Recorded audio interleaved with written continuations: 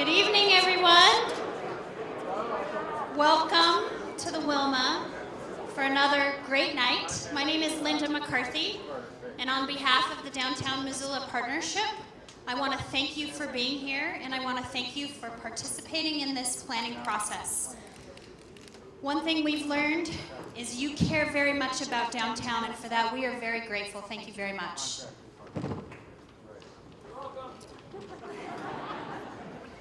Your engagement has been very helpful in this process, and your input will make this plan the best that it can be. I also want to give thanks to the Master Plan Steering and Technical Advisory Committees. They've put in hours and hours of work on this community visioning process over the last 9 months. You've probably already figured it out. You're welcome to have some iced tea, lemonade, or water, complimentary of the Business Improvement District, or you can buy a drink of your own. We're sorry to get started a little bit later than normal. We had a couple little technical glitches, but I think we're ready to roll. I also want to say thanks to MCAT. Tonight's presentation is being recorded, and it will be shown on channel 189 or 190, and it will be downloaded to the MCAT website for future viewing. The draft Downtown Master Plan will be posted online for your viewing after this evening's presentation, and we will be welcoming additional input and feedback through June, and we'll make the necessary edits this summer, and we will be looking for adoption in the fall. We've had the pleasure of working with one of the country's best town planning firms, Dover, Cole & Partners. And this evening we have a very special presentation for you by Victor Dover. But first, please join me in welcoming Senior Director Jason King.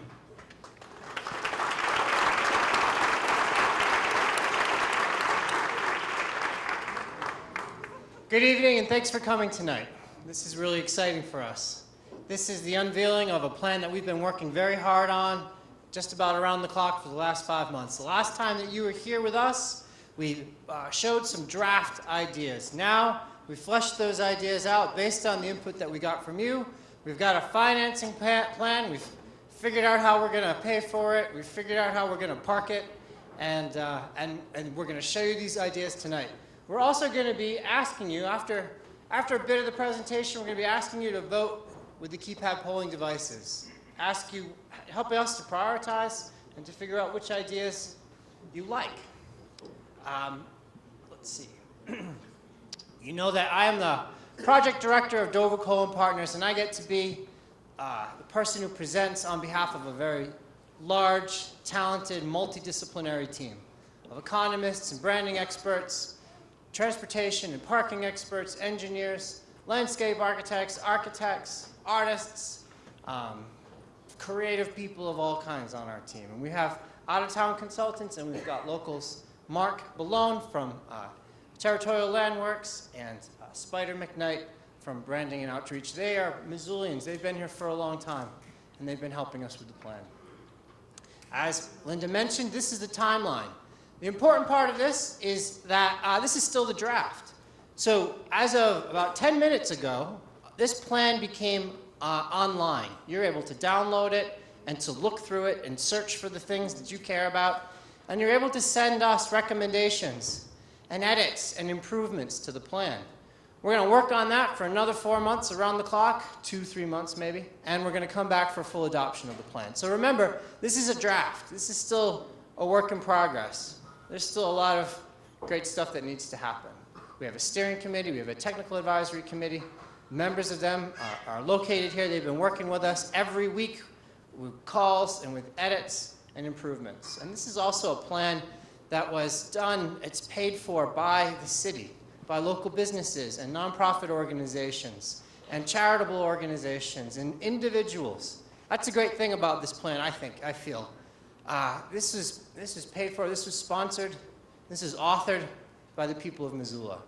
The last time a lot of us met, it was colder, and there was snow on the ground, and 280 of us were in a room, and we were talking about planning, and then we turned over the base maps to you, and we said, draw your ideas, and you drew all variety of stuff, and then people who I see in the audience tonight then got up and presented their table's ideas.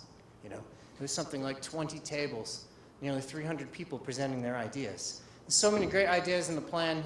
Really, we can't take much credit for it. The ideas came from you. Our job was to really illustrate it, see how to fund it, and build consensus on it. All kinds of people. People from here for a long time, and people not so long.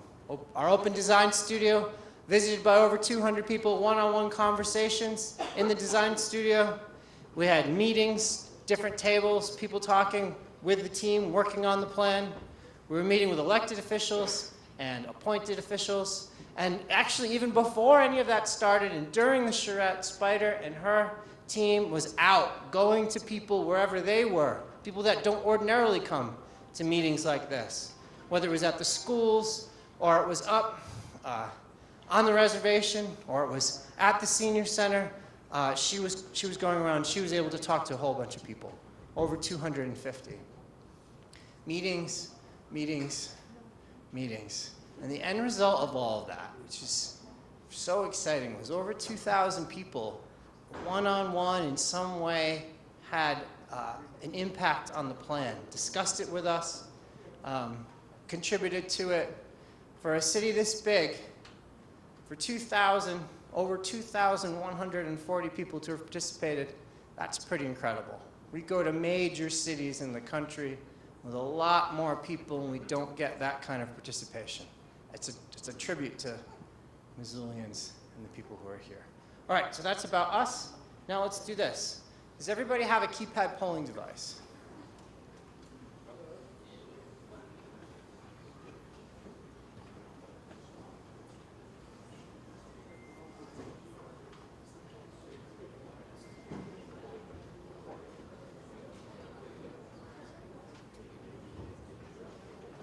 All right. So our first question is just to teach you how this works. We ask a question, and the questions, well, they won't get harder than this, but they'll get more and more based on the plan.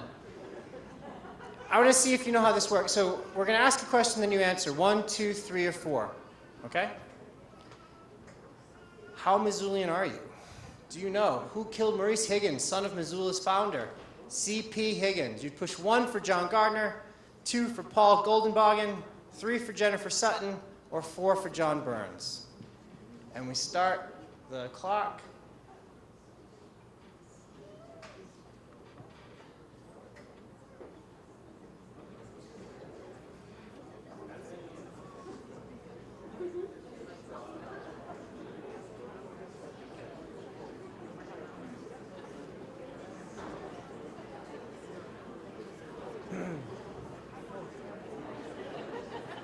All right, the poll is open.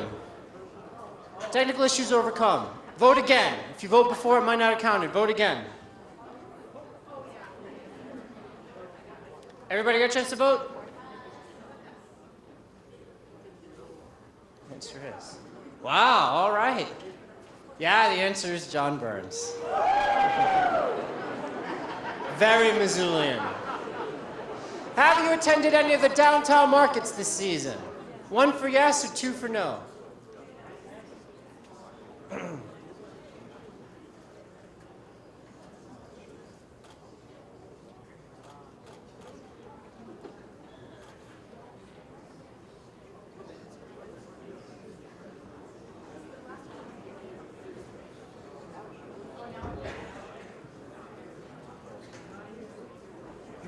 Countdown started.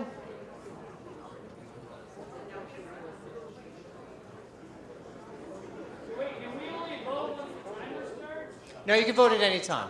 You'll see a green light or a yellow light or a red light. As long as the light goes on, your vote counted. All right, 60% of the room went to one of the downtown events.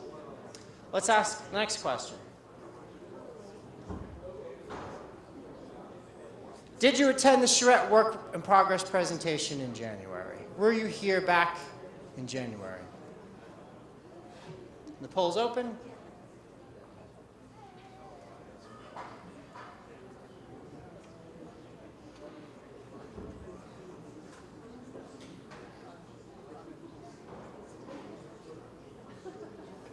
All right, great. So we've got people that have been with us since the start of the process, and we've got newcomers, which is really exciting. Let's talk about what we heard. Now, you remember, a lot of you participated in this exercise. We gave you a one-word card, and the one-word card said, one word that comes to mind about downtown Missoula, now and in the future. Over 200 people filled out these cards, and Rob tabulated it into a word cloud. One word that came to mind about downtown Missoula now, people said, then the more times they answered, the larger it appears. They said community and vibrant, quirky, funky, river, hip, diverse, eclectic. I gotta say, this is one of the most positive responses that we've seen, or I've seen, in my work. But you also see problems to correct. You see congested, you see car-oriented, you see gentrifying. One word that comes to mind about downtown Missoula in the future, the words that really stuck out for us and essentially became the themes of the plan were livability, people-oriented, affordable, green, arts and culture, and accessible. The city stays vibrant. The city stays welcoming. The river continues to be, an important part of life. But the future needs to be more livable, people-oriented, affordable, accessible, and with more arts and culture for the lives of people. Hopefully you see that throughout the plan. We summarized that conversation we had with over 2,000 people into 5 big ideas. And those 5 ideas are essentially the 5 chapters of the downtown plan. Downtown needs more than one postcard street, improve mobility, health, and safety, stay green, stay authentic, be green, and create jobs, and original. Better utilize the river and enhance the parks. And then a section mostly authored by Spider, one we've never written before, and it was just one of the most interesting reads, the Downtown for Everyone section. All the ideas we got from the public are somewhere within these. The report is 400 pages. Really? Whatever you came to us with, word search when you download that report, and you're going to find a treatment of that idea and a consideration and a discussion of that idea. There's also a shorter version, 150 pages of the most important topics, the most actionable part of the plan. So let's open up the plan. On the topic of the downtown needs more than one postcard street, what we do is we essentially zoom into the downtown. It's more than just Higgins, And we talk about all the different areas. And tonight, we're going to give you a quick tour of the downtown Missoula of the future. And that tour is based on an illustrative master plan. When we're finished tonight, you see the easels in the back. There are renderings and there are maps. You can go online or we can discuss in the back of the room. The illustrative master plan shows new buildings, new streets, new public spaces. It shows 10 to 25, maybe 50 years of investment and action in the community. Higgins, for a long time, for over 100 years, has been subject of postcards that have been sent around the country. It was interesting to look at this one, and to see, sorry, I thought this was behind me. Here's the postcard. There it is on the right. The postcard said someone was coming, and he was staying, and he was saying, the town is building itself fast. Over 12 large business houses are going up, and it's good. It's interesting because a lot of those buildings in that picture are still there, and others are not. In a lot of ways, the city building that we're doing here in Missoula is a rebuilding of a downtown that had seen better days, went through a period of neglect with a lot of fires and desolation and blight, and people just leaving the downtown for other places and other cities. And we're trying to work to rebuild it back. If we look at east of Higgins, this is the area where the Merc is located in Rome, the new parking garage, and the new library. You see some great buildings, historic buildings like the Elks Lodge, new buildings like the backside of the Merc. You see the parking garage down in the distance. And what this area is lacking is something to tie it all together. Despite the great buildings, historic and new, you have a street that looks like anywhere else. What if, to borrow an expression, what if the streetscape became, for Missoula, like a park or a place where people could meet, and the street was a shared street. So there's bikes, and there's pedestrians, and there's cars, and everything is happening within a roadway? What if we use the streets like canvases in order to do great things and make a statement about public spaces that people can share? You see trees and you see plantings. You see a safe environment. Cars are slower because there are either cobblestones or there's stamped concrete or there's something that tells them this is a place to slow down. And every once in a while it gives you a festival street, a street you can close in order to throw a party. The plan talks about all the specific recommendations for a streetscape like this. Another big one from your last plan was Front and Main Street. Right now they are a one-way pair. And that one-way pair means that cars are moving really fast in the downtown. And businesses only on one side of the street are really seeing the kind of attention that you would expect. This is what Main Street currently looks like. This is the location where your library is currently going up. There's the former library. If we take these streets and we decide that they're going to be places that are safe, comfortable, and interesting for pedestrians, and we turn one-ways into two-way streets, it gives us a lot of room to work. This is a dedicated bike lane, a cycle track. It's a facility that you could push a stroller down, or you could safely have kids protected from traffic, which is moving on the other side. More of this. On your major east-west and north-south streets, completing the streets mean building facilities like that and places to park new vehicles.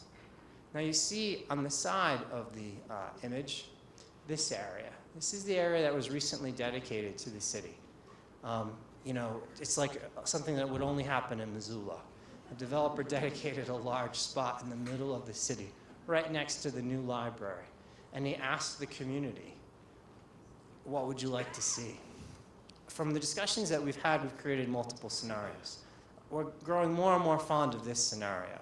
That site, which has been dedicated to the city, could have a lot. The former library site could have a spot for nonprofits and government offices. If you saw the paper, the Missoulian today, you saw that Big Brothers Club closed because the rent went up and they were essentially no longer able to stay. Well, this could be a spot where nonprofits like that could live. It could be a spot where retail and restaurant, especially ones that are fine, they can no longer be in the downtown on the core. They can move a little bit off of Higgins or a little bit north from the hip strip. A safety net for valued local businesses. And we could have structured parking to provide places to park once and walk around the downtown. And at the same time, 30 to 60 affordable units. Right now, the median household income doesn't allow the average family to buy the median household or the median priced house. The average family can't buy the average house. And so what this plan has to do that the last one didn't do was to talk more about affordability. Affordability for valued businesses and affordability for places for people to live.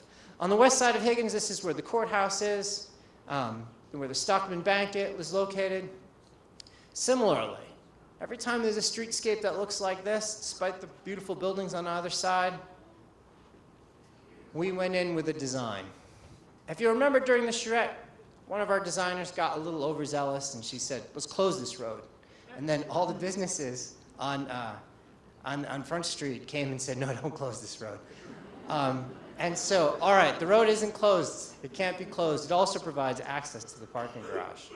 Last time we presented an idea that didn't quite pencil. This time, we're just talking about public art and about light and about greenery and about, this is already a spot where a lot of pedestrians are walking back and forth all the time. We're talking about making the street safer. Karras Park is over here. And the little sign that's there on Front Street doesn't quite prepare you for the great experience at the bottom of the hill. One of the ideas that came from the partnership was a sign that just lets people know that there's something great down there. The plan explores multiple approaches and fonts and how the signs could look. We're not really designing something. We're just saying somebody should. North of Higgins, this is an emerging center. This is an area with some of the best restaurants and places to hang out. Yet, it's still a spot where it's hard to find a parking space quite often, and it's hard to get to, and it's still a little darker at night than it should be. We've been searching for the large blocks like Alder Street and Patty Street. The land is too valuable in downtown Missoula now for surface parking. It's not a great way to use space, and we're trying to imagine that when the parking garages come in spaces like that, here we are looking toward the X's, that they come in a way that actually builds a high-quality frontage the same or as good as Higgins. More than one postcard street. That's a great street. And that's a great street with cafes and shopping, and there's still 800 to 1,000 parking spaces behind that spot, right? What if? It talks, as street life is starting to, as more and more people are on the street, we're talking about all the things it takes in order to keep pedestrians from driving in their cars. The street trees that allow you to walk in the dappled sunlight, the benches and the trash receptacles, the awnings to prevent you from rain, the signs that this community has, on-street dining, places to sit, and wherever possible, maybe even we could lose a parking space or two in order to create a parklet and expand the outdoor ability in the months that you have where it's great to sit outside, making it possible on just about all the streets to do that. The plan clarifies where these items would go, while at the same time making sure there is 5 to 7 feet for people to travel, and that area doesn't become cluttered. We've been looking in many different locations for these potential parking garages. With 1 or 2 or maybe at the most 3 parking garages, you'd be able to effectively, as best you can, solve the parking problem it feels like we have downtown. On Patty Street in East Spruce, there's another idea. There's something happening in all of our designs. It isn't just a parking garage, it isn't just housing, and it isn't just retail, and it isn't just a park. We're mixing all of these things together, just like they did in the classic period of building Missoula. Now, north of Higgins, you reach the rail, and here's the depot, and here's a very large site. And there used to be stuff there, and the rail came in, and now the rail doesn't need all of that space. You still want to have a train that runs through the town, but is it possible to reconnect Missoula, build a walkable network of interconnected streets and great neighborhoods, and to have civic buildings face other civic buildings across a great lawn? This depot building has 2 wonderful sides. You only know that one is there. We talk about, trying to solve affordability problems and trying to house the population and trying to create great new affordable centers for businesses and to do it all in an elegant way, in a way that creates choice-worthy, civilized areas. The Riverfront Triangle you know about, and the medical district, this is an area seeing a whole lot of investment. The Riverfront Triangle project, right now it's a desolate, windswept plain of nobody's there, but there are coming soon signs there that tell you that something interesting is going to happen there. But still, there's big projects, and big projects talked about the plan, but every once in a while there are still these areas, these little pockets of darkness along your path, under Orange Street, underpass, spots that don't feel safe, spots that don't feel interesting. The plan has, let's try that again. Ta-da. We're introducing art and light, and we're introducing people. We're introducing designs. Today we went up to the Flathead Reservation. We were talking to the Salish and the Kunti, and we were learning about their traditions and their artistic histories and their culture.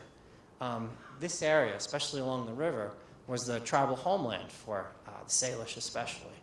And now there isn't much of a history, there isn't much of a record of that. And so wherever we're doing these projects, we're trying to reintroduce Missoula to the history before Higgins, the history before it looked like it did today. And so the plan talks about the native tribes and some of the colors and the patterns and the iconography that they used and we're trying to bring that downtown. So if you remember during the charrette, we said something like, build the hip strip, or make the hip strip the next great downtown neighborhood.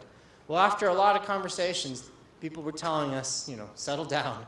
The hip strip is great as it is. So, right. Yeah, that's right. The new goal for the city policy and for this plan is to protect and enhance the hip strip. That means it's protecting. It's protecting what's there, the businesses and the buildings and the people.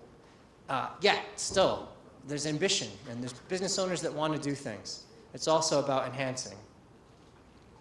The plan looks at multiple opportunity sites, and those are colored in orange. The plan recognizes great businesses and storefronts that are currently there. And then, very strategically, and working with the different landowners, looking especially at the surface parking lots that could be turned into structured parking, and being very strategic about the interventions that could happen there. We're trying to find a way to accommodate, new businesses and accommodate new places to live, and do so in a way that keeps the hip strip the hip strip. This aerial image talks about how it's possible to find a spot to park. There are some holes, sort of spots where there used to be buildings and buildings could return. And yet there could still be plenty of surface, inexpensive parking. Every historic building gets protected in our plan.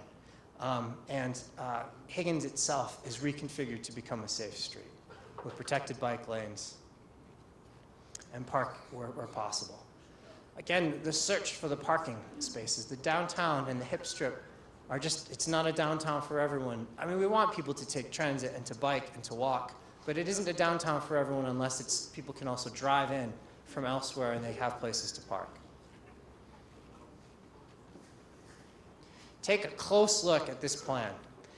Take a close look at the hip strip. Send us comments. What we've been doing is we've been adding either or in order to accommodate different visions and different possibilities. We don't want to kill what's happening there because it's a great part of the city. And we don't want to chase people out. We want to be able to protect the businesses that are there. That's what enhancement is about. The other big concern at the hip strip is when cyclists like this, as fierce and as cold resistant as they are in their shorts in the middle of January, as sturdy and fearless as this bicyclist is, we're worried when he hits this area, right?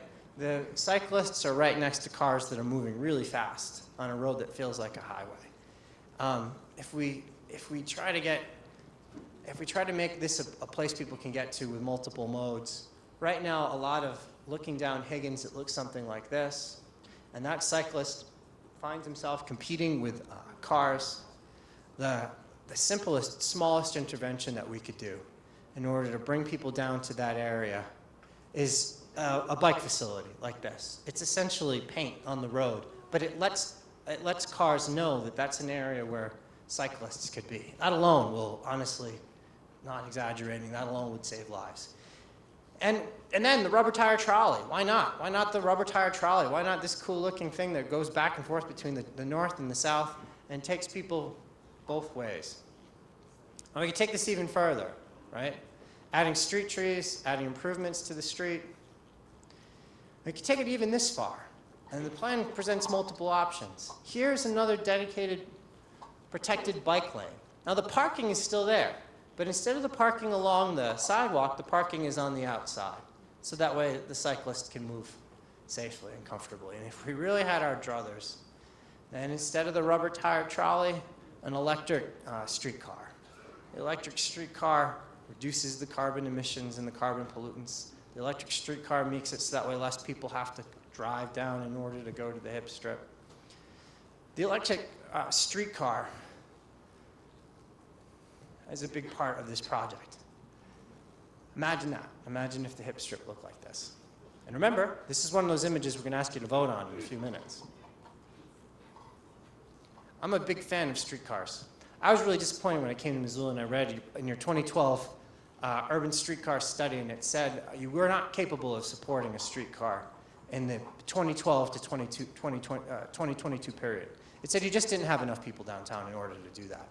However, Missoula exceeded all the expectations. You've got more hotels, you've got more people living downtown, you've got more commercial square footage, you've got more office, you've just got more people driving in order to be downtown.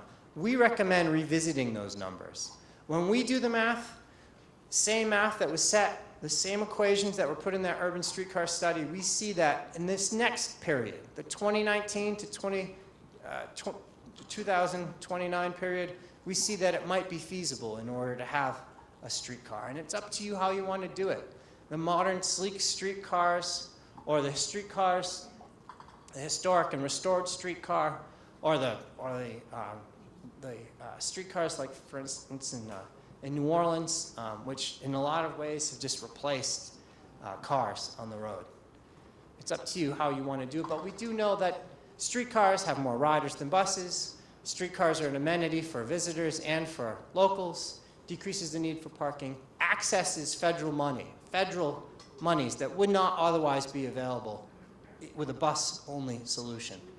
It attracts private investment, and at this point, this has been a 20-year revival of streetcars, and cities all across the country have seen a return on their investments. And the thing about streetcars in Missoula is that this isn't introducing a new idea. You used to have streetcars that ran north to south, east to west. They ran in snow. This was the primary way of getting around Missoula. It's reintroducing Missoula to heritage. The plan talks about the multiple different options, pros and cons. We don't say you must do a thing. We say consider, and you should. I'll tell you this about Higgins, though. Right now, Higgins is 4 lanes and a turn lane. It's effectively 5 lanes south of the bridge. According to our transportation experts, you will have about 15,000 daily cars there, and you have more capacity than you currently need. At 20,000, you start to reconsider, but right now, there's room on that road to turn it into a complete street. We'll keep moving. The old Sawmill District is an area that we don't want to forget. Mr. Weatherby and his team has been putting a lot of investment into it. It's coming out of the ground. It's looking terrific. The plan says continue to invest in it. Continue to invest in infrastructure, streets, water, and sewer. Wyoming could be a calmer street. Public and private parking garage, support the stadium and the ballpark and the new commercial development, and continue to support Weatherby's vision for a place that mixes all kinds of people with all kinds of uses. If you continue west into the Wyoming Street neighborhood, right, just west, we know that development is going to come to that area, right? Something's going to happen. It's the natural extension of the downtown. We're trying to get ahead of that kind of development, and we're saying in the bad old days, Missoula used to turn its back to the river. It was a dumping ground. Front the river, reintroduce itself to the river, paths and parkways and places for people to sit. This is what the Wyoming Street neighborhood looks like. Currently, it's in a floodplain. Currently, it does flood. It's prevented the people there from just doing simple things like getting a permit we were hearing about today to build a back porch. It's preventing that area from growing and from developing. But the floodplain problems are solvable.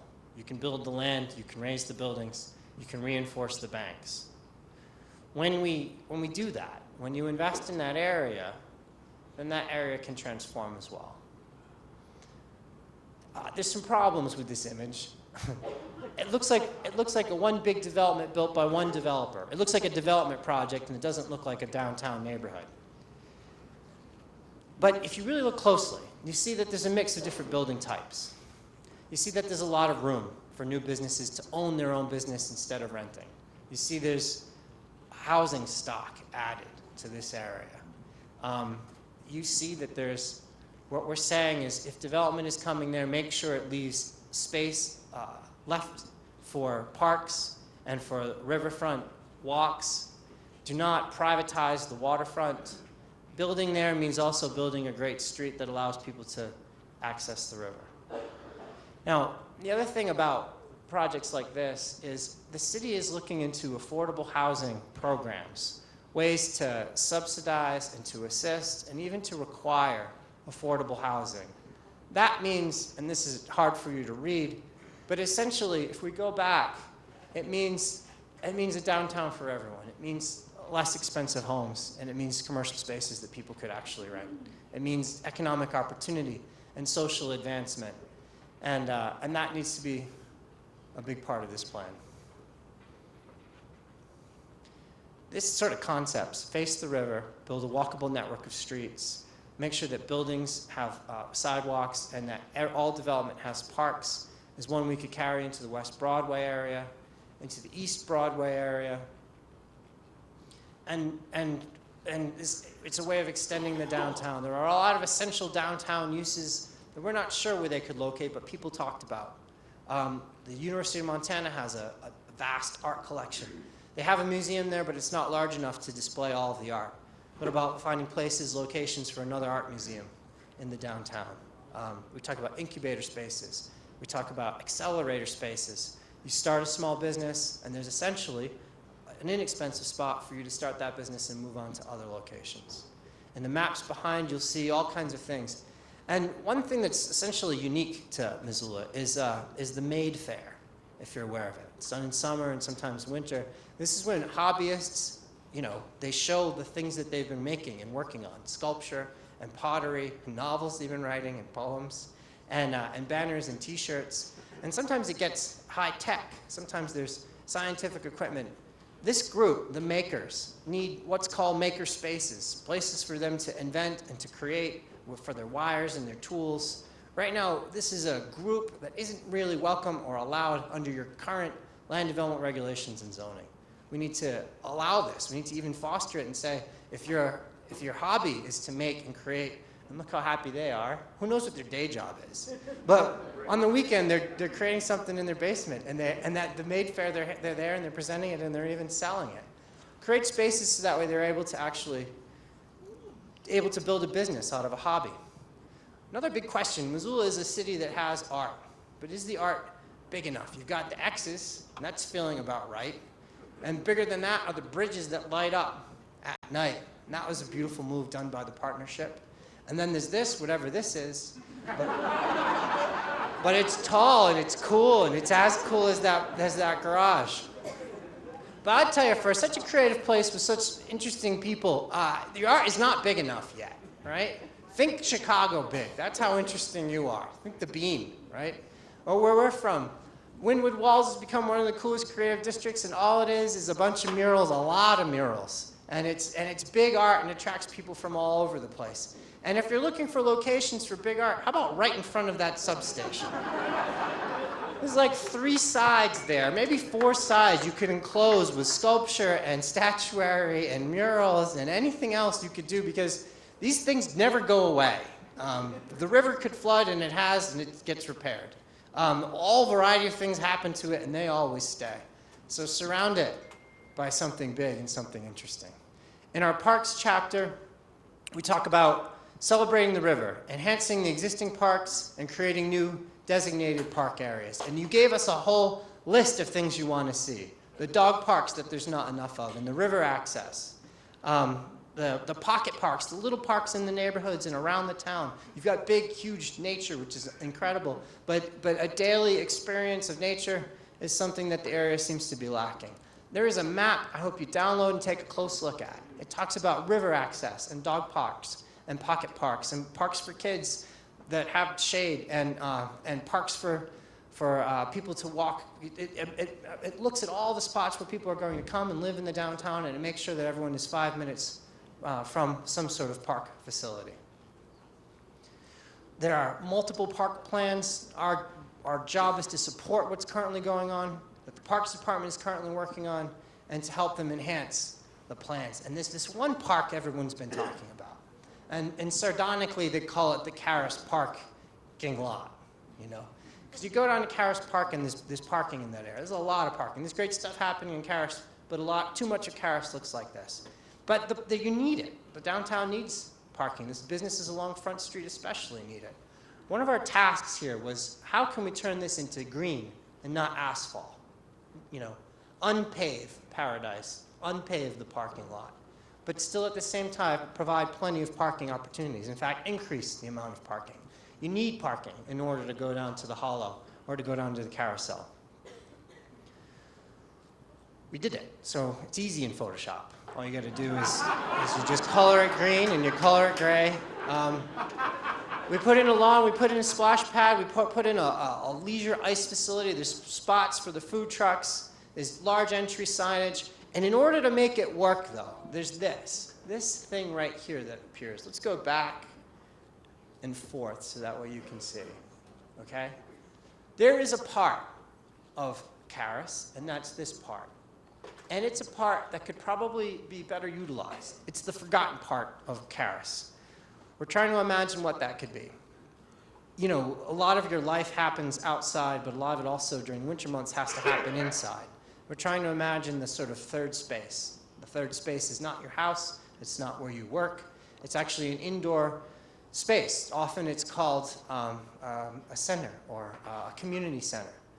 That is this, but it also would be a lot of parking. All the parking we lost to all the great ideas, to all the things you wanted to put in Caris, we essentially put into a structured parking garage in order to accommodate them. And that gives us room. Instead of parking spaces, it could be a winter ice rink, which in the summer could become a splash pad. It's surprising in a city as great as this that there isn't right downtown, right on the river, a splash pad or a spot to put on your ice skates, right? This is what it looks like from another angle. There's Caris Park. There's all the parking that people have been telling us about. Here's a 10-story residential building right next to it, and there is the path, and here is the river, and there is the downtown. You can see the Florence. What if? What if we create a spot in which there's restaurants, and there's quirky shopping, and there's an indoor space for things to happen for the public when it's too cold out. And what if at the same time we also solve the parking problem by putting parking in a structured way?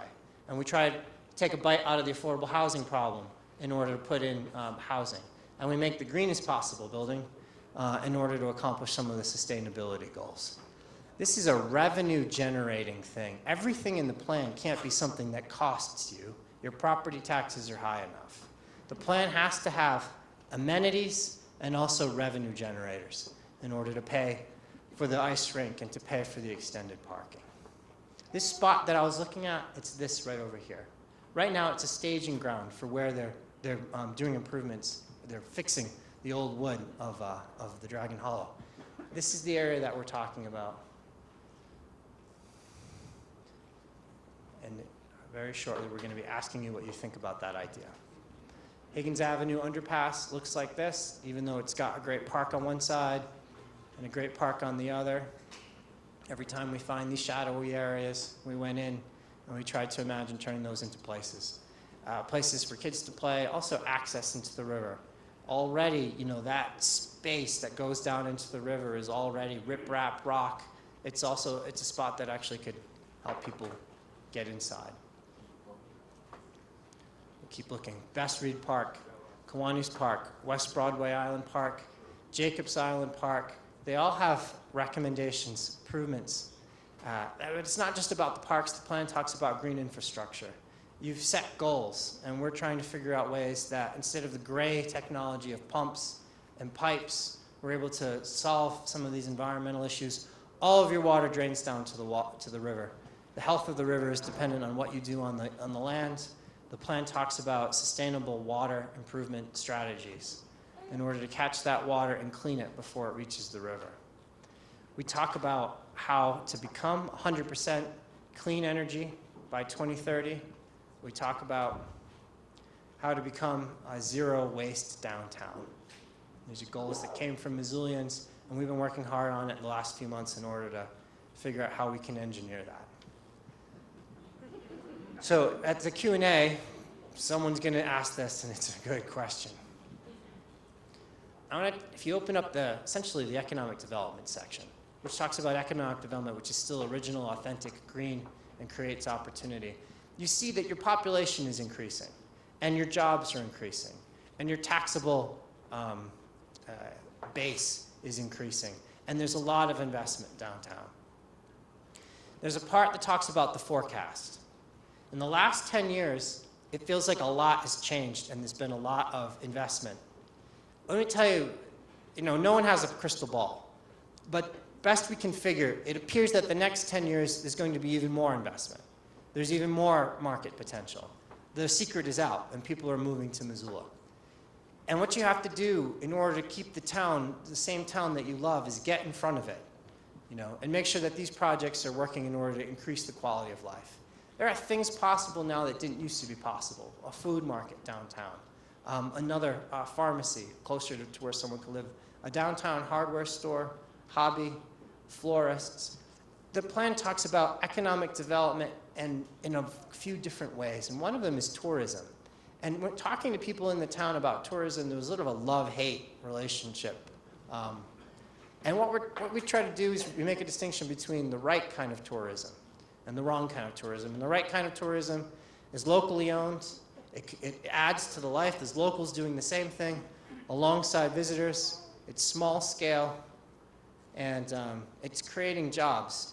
The thing about tourism jobs is that in other places, they can be low-paying and demeaning work. In Missoula, interesting.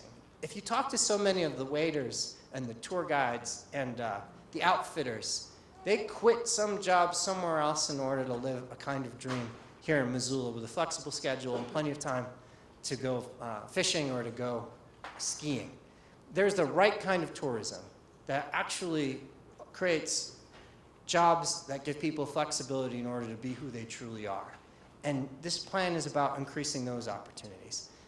That's one level of job creation. At the other level, you know that high technology jobs are starting to appear in the town. You've seen it in the newspaper, and you probably know entrepreneurs who left Silicon Valley or left Seattle or left Portland in order to have a small operation but more control over their lives. The plan talks about growing an entrepreneurial ecosystem for technology. It talks about cities like Pittsburgh. Pittsburgh was a city that wasn't doing so well around the turn of the century, and it became a high technology center by partnering with its university and creating jobs and incubating jobs and teaching people how to start their own businesses. Another aspect to this plan that wasn't in the last one is the idea that the best long-term economic development strategy out there is historic preservation. It keeps you authentic, it keeps you unique, okay? It keeps you using the buildings that you currently have. The great cities of the world have a lot of historic structures. You should rethink historic preservation as less this obligation that you must do for future generations and more as you're a town with a lot of great buildings and these buildings are sought after. Right now, in terms of historic preservation, you learned a hard lesson about historic preservation when it came to the MARC. You have historic preservation. You have got a National Register of Historic Districts, and you've got designated buildings. And those designated buildings require historic preservation permits. So like when you go around the downtown, you see these plaques. Well, those are designated buildings, and you can't tear them down without getting a historic preservation permit, okay? It's great. There's 62 buildings that you have preserved through that system. But at the same time, it's really disconcerting. It's like every other building is preserved, or every third building is preserved, or every fourth building is preserved. This is all the buildings which have absolutely no protection, including the Penwell building or the school administration building, or Howard's Apartments, which on the inside present challenges, but on the outside it's a great building with exposed timbers. It's a whole block. There are these in-between buildings where you just assume these buildings on Higgins are all protected, but they're not. And if you lose these buildings, these in-between great buildings, you're losing your history. Buildings like this, you've been living with it in its worst time, and it shows it's it's expensive to upkeep these buildings. But this is a building that has a great future ahead of it. This is a huge, beautiful, interesting building. Preserve it. The plan talks about your existing protections, and it says go further. right now, and I know historic preservation is kind of complicated and wonky, but right now, you have state historic districts. That means your historic districts are essentially, ultimately managed by the state, by Helena, okay? And you have guidelines, National Interior, Secretary of the Interior guidelines. That means your guidelines for historic preservation are ultimately from Washington, D.C. We're asking you to take control of your city and your local historic structures. You do not want to be governed by Helena, and I've met you, you really don't want to be governed by Washington, D.C. So we're telling you, local historic districts, in order so that way preservation is something that you control, okay? We've outlined an area around Higgins, just 2 blocks west and 2 blocks east, that is the core area that needs to be preserved the most. And we're saying this whole area and all the buildings within it deserve historic protection. Change is coming so fast here. You don't want to lose your soul in that period. But this is hard. The only local historic district that's been created in the state of Montana is in Butte. You know downtown Butte. But why not Missoula? I mean, come on, it's Butte. You're Missoula. Local historic districts. There's also areas that could be conserved, local conservation districts. Districts in which the exact building isn't preserved, but the scale and the size and the relationship to each other could be preserved. Your areas in the northeast area, we would still allow people to be creative in their housing, but we wouldn't allow whole blocks of small houses to disappear. Because I've seen that happen in too many communities. There are benefits to preservation, economic benefits, tax credits, and we're adding to the list of potential benefits to ways that people can pay and finance the creation. We still want historic structures to be able to adapt. The Florence is a beautiful Art Deco structure, and it didn't used to have windows like that. Those windows were added in order to provide more light. The historic purist, it kills them to see windows that large, because usually on Deco buildings, the window would be smaller than the spandrel and the lintells. But yet, we're saying, have a relaxed historic preservation. Don't be New England and don't be California. Allow common sense adjustments, like more light, into buildings like the Florence. You could still adapt, and we're saying you could also still grow. You don't want to just pickle and preserve your downtown, not allow any changes, because if you stay quite often 1 and 2 stories, you're going to have to grow out instead of up. And this is a town that's committed to growing up. So yes, preserve historic structures like that, but allow them to go up in a way that's historically appropriate. There is a relationship between these Diocletian windows and these ones on this building. Historic preservation is about adapting the historic structures, because historic structures need a new life. It's happening everywhere. They're preserving the structures and preserving the facades, and they're still going up. And quite often they can get quite modern as they go high, but the street level experience is still one of great historic structures. Last big topic, and then we'll move to the questions. We've shown development, and we've shown growth, and we've shown growing up, and the question, there's already difficult parking issues. Friday night, Saturday afternoons, or when there's big events, it's hard to find a parking space. The number one approach to parking is actually to become more multimodal. Right now, 7 out of 10 of your trips involve a car. In the future, if we invest in cycling and walking and transit and streetcars, we hope to move that to 3 out of 10 trips would involve a car. From 7 out of 10 trips to 3 out of 10 trips. Feels a little utopian, feels a little plannerly, but that's the best thing. The best approach to parking is actually to come up with alternatives to parking. The best approach is to invest in great streets, and Victor will be talking more about this concept from a worldwide perspective. The best approach is to take streets, even tough ones, hard cases like North Orange, and bring all variety of approaches to it in order so that way they're walkable, safe, and interesting. Biking, hiking, and alleying. The plan talks about multiple pathways that people can walk through. You understand trails. You invest in trails. While other cities are investing in highways, you're investing in your trails as a transportation infrastructure. There's still room for improvement. There's still trails that could be added. New development can help fund that, and these connections need to be looked for. You know, every once in a while the trail ends abruptly, Well, the trail should continue along the whole of the riverfront. And the alleys. You know, a lot of people, when I walk from place to place, people are taking me through these alleys. And one of our transportation engineers was saying, you can have great alleys. Fort Collins, Colorado has an alley that looks like this. Greeley, Colorado went funkier and crazier and a little nuts, but it's a beautiful art walk. It's a display of local art, you know. The alley can still be functional. It still needs to be a spot for parking and for dumpsters and for deliveries.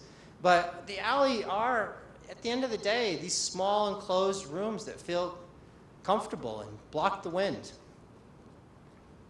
This is an alley project that we got involved with. Alan Schulman, an architect and a friend of mine, there's an alley I used to push my stroller through all the time between Espanola Way and Ocean Drive in Miami Beach, and we turned it into an alley that's a spot where people now have gelato. And if you go around this corner in that area and you turn the corner, suddenly there's a big egg. And it's an egg that people travel from all around in order to get a picture in front of. It's still an alley. It's still a place with water and with trash and with boxes and with deliveries. But we're just saying, you know, the alleys are another canvas for art. The alleys are another place for experimentation and for making interesting things happen. There are different kinds of alleys. There are the alleys that are always going to be back of the house, you know, spots with smells and such you don't want to interact with. Great. There's also going to be circulation alleys, and every once in a while there's even a destination alley. You might recognize this alley. This is off of Higgins. There's art on the walls, that's a spot that sees a lot of pedestrianism, and we were just saying that could also be a spot that could see some people. Imagine that. Parking management, the dark, cold, bleak, snow-covered world of parking. So much less exciting than art, but so essential to the city. Our team went out, and in a certain week in March, they counted every single parking spot, and they marked whether someone was parked there or not. It was a parking inventory, and it was done, it was commissioned by the Missoula Parking Commission. Every single parking spot for a whole week was looked at and studied. And we came to certain conclusions. One conclusion is that only really 6 out of 10 of those parking spaces get filled, 64% occupancy. That's not bad. It actually shows that your parking commission is doing an excellent job. In suburbia, it tends to be much lower, 20% to 30%. But still, just think of that. When it feels absolutely busy and there's not a parking spot anywhere, there's still 4 parking spots essentially for every 6 that are filled. One of the things the plan does is it says better utilize the parking that you currently have. And do that with wayfinding signage that tells people 1 block over or 2 blocks over there's parking, and then gives them a safe, lit walk in order to find that parking. There are parking secrets all around the downtown that we need to bring out. And you know what underutilized parking lots look like, all throughout. There's a way to use better occupancy. Add parking and wayfinding and signage to make better use of parking. Charge parking fees. Parking is a thing that we need to figure out how to collectively pay for, and it's a cost to the city. The plan has 17 different solutions for parking, but this is what I want to leave you with. Remember, in the bad old days, what you would do is you have a historic structure. It would turn into housing or a restaurant, and they'd be required to tear down the historic structure to the right or to the left of them. The red, it looks like fire. It looks like King's Landing after episode 8. That's all the surface parking spaces. You, like many other downtowns all across the country, tore down the downtown in order to save the downtown. We don't want to go to the bad old days of surface parking everywhere.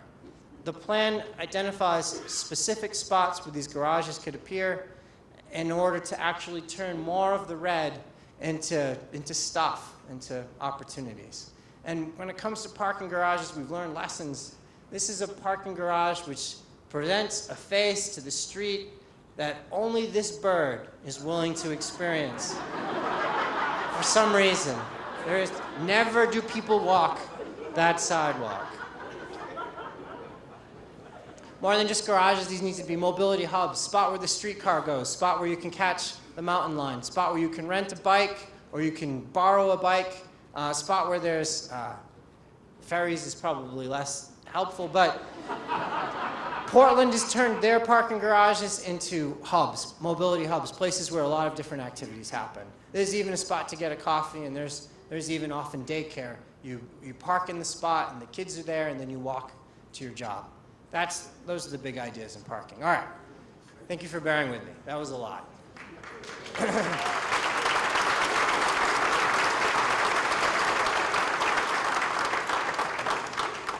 This is the part where we ask you if you like the ideas.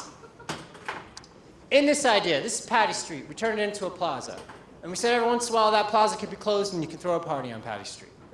Yes, high priority. Yes, low priority. 3 for maybe and 4 for no.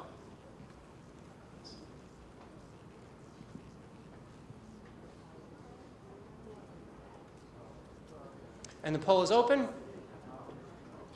Vote. Why the high priority, low priority distinction? Because it's a world of limited funding and time. You need to help us make the tough decisions. All right, and set the counter. That's okay. That's all right. All right, so this is an idea that worked. Roughly 80% of the people either said high priority or low priority. Next.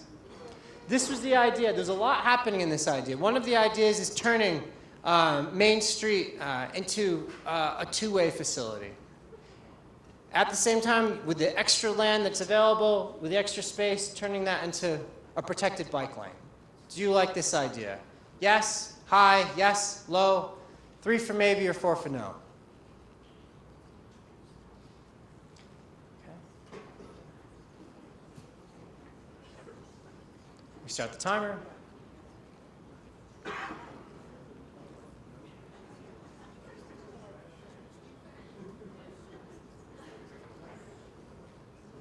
All right. Now we're seeing 70% of people are interested. 80% are interested. And this is a very high priority. That's interesting. Next. Front Street. Promenade. Not Esplanade. An esplanade means it's on the ocean. That's a typo. Promenade. 1 for yes, 2 for yes, 3 for maybe, or 4 for no. Poll is open. Start the timer. Lake Missoula wasn't saltwater.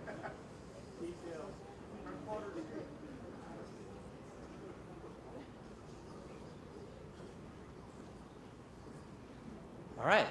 Interesting. Next slide. Parking garage in this area, but not just a parking garage that's effectively visible from the street. What about this place for a parking structure? Adler Street, right in front of the engine. That's right. It's okay, nobody noticed. Shh. Alder. Start the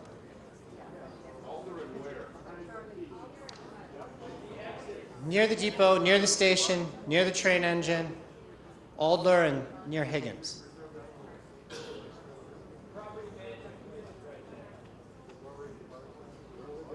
All right, great. Next.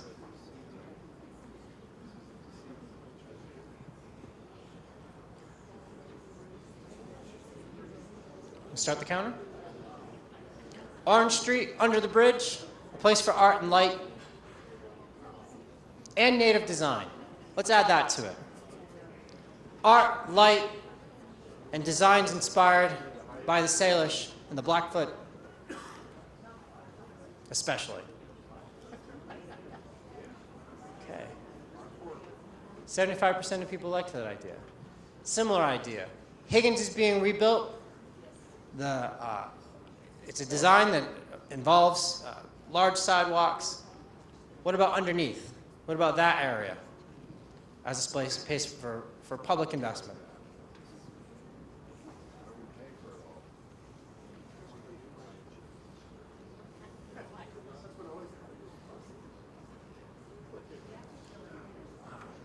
Okay.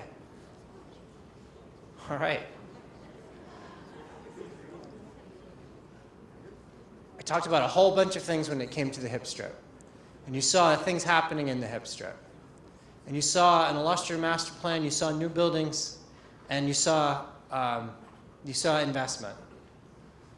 Are we headed in the right direction when it comes to hip strip? We don't know what you mean. That's right, yeah. I don't understand. What is it you're doing? That's right. Well, if you all will bear with me, give me several more hours, we'll go policy by policy. No. Yeah, unfortunately, this is a very abridged presentation. We only want to keep you for an hour and a half. There's so much in the plan you're just going to have to download and look at and call us and talk about. But in general, and if you don't have enough information, it's perfectly valid. That's where you hit maybe. In general, the hip strip as a place for investment that tries to stay at the same scale. Same scale in your plan? No, he wants to put big buildings in the hip strip and a lot of parking in it. Sorry for the confusion. We'll talk more about hip strip. All right. So that's interesting, right? 38%. 40% of the people skeptical and not sure. The hip strip as an area that needs more discussion and explanation. Absolutely. Thank you. North of the railroad. There's an area with a whole lot of nothing. Should the city continue to explore the idea of turning that into an urban neighborhood? Let's call it the Rail Yard District. With parking. With parking. Let's assume ample parking. We're almost there. Hang with us. We're almost there.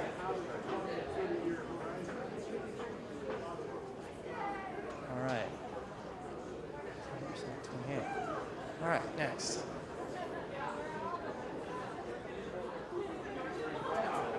What about that idea of the streetcar? Is that an idea the city should talk about? You have departments of transportation and transportation representatives and this whole variety of conversation. But how interested are you in the idea of bringing the streetcar back to Missoula? Yeah, vote. All right, let's see it. Let's see it, clappers. All right, look at that. That is a positive reaction, but there are people that are guarded. There are people that remain unconvinced. There are questions about costs. There are questions about the alignment of that streetcar. Questions remain, we understand. What about a lighter touch to that area?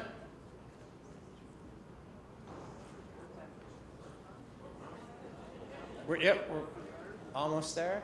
Yeah. All right. Yes. What about creating a spot for cyclists and a rubber tire trolley?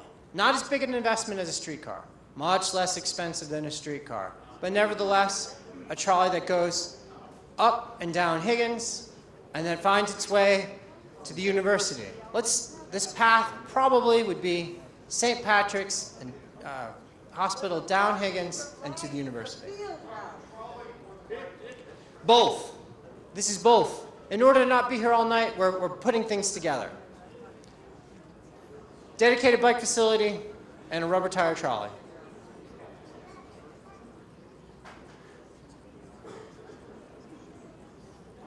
Generally 70% across the board. Have you noticed that? Okay. The alleys as art spaces. The alleys as places for murals. Placemaking in the alleys. Where possible. Where the alley isn't absolutely required to be a spot no one wants to be.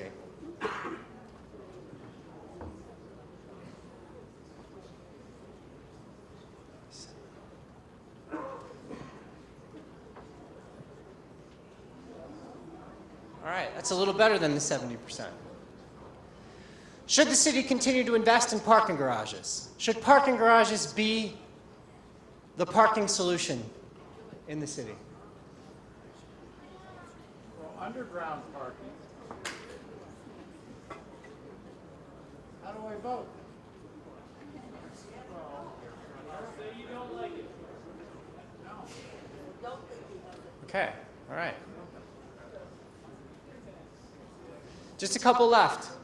What about this one? What about in Caris Park?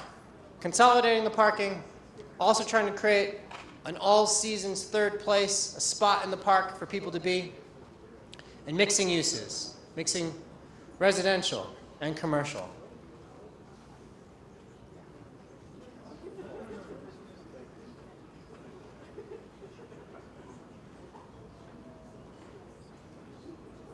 All right, very consistent. Local historic district. Not just individual buildings, but a whole district for preservation. A district that essentially goes 2 blocks off of Higgins in either direction. And a conservation district for the area with the small homes.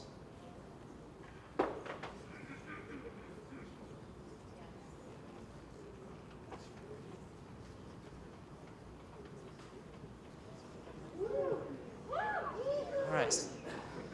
60%. Last idea. Adaptive reuse. Preserve the ground floor. Maybe it's 1 story, maybe it's 2 stories. And behind that, allow people to go high. How high is high? How high is high? Yes. We show 3 or 4 stories. For the record, 3 or 4 stories. Not 10, not 20, 3 or 4 stories. All right.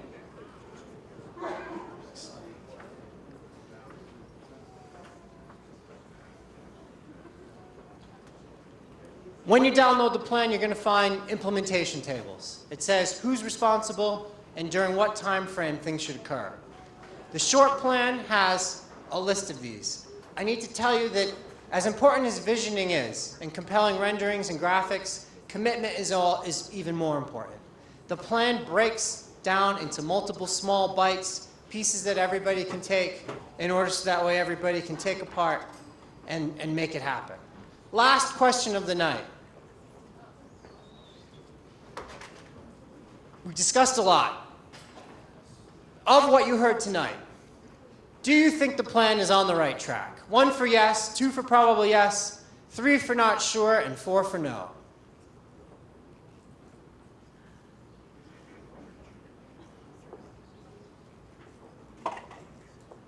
Polling is open.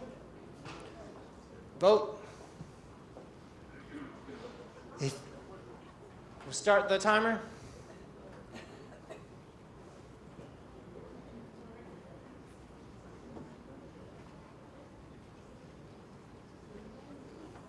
Drum roll.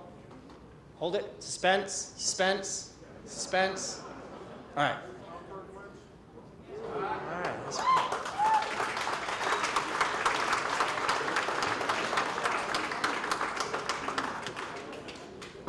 Thank you so much for everything that you contributed to the plan. Thank you for all the time that you gave us. You took us to your favorite restaurants. We went fishing together. We went cycling together. You took us to the top of buildings. We've been having a lot of time spent together over the last plan creation time. Thank you for everything that you contributed. Let's take... Tell you what, let's move right into the street talk.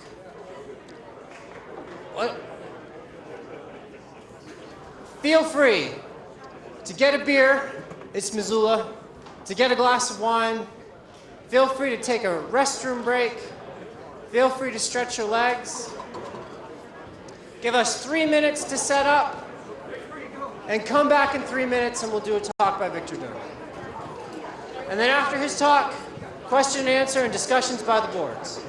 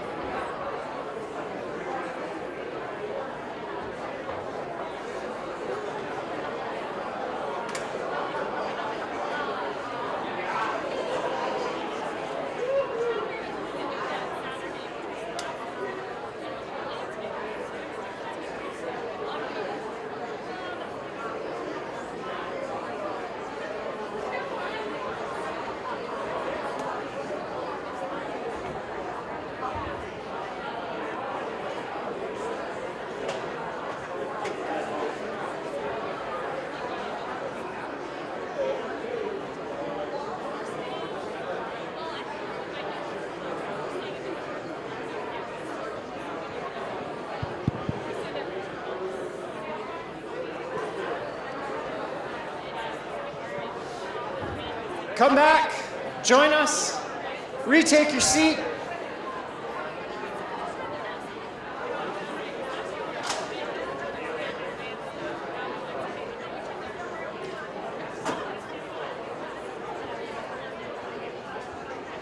The intermission has concluded. Please return to your seats. We're going to do the second part of tonight's presentation. After that, we'll open it up into Q&A and into conversations in the back of the room.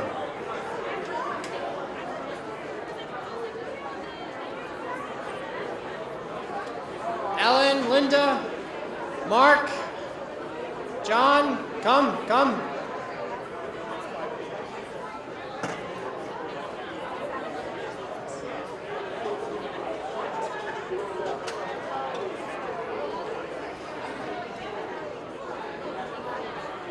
Yeah, we're the first row, okay? Right beyond where the seats are. Soundboards are.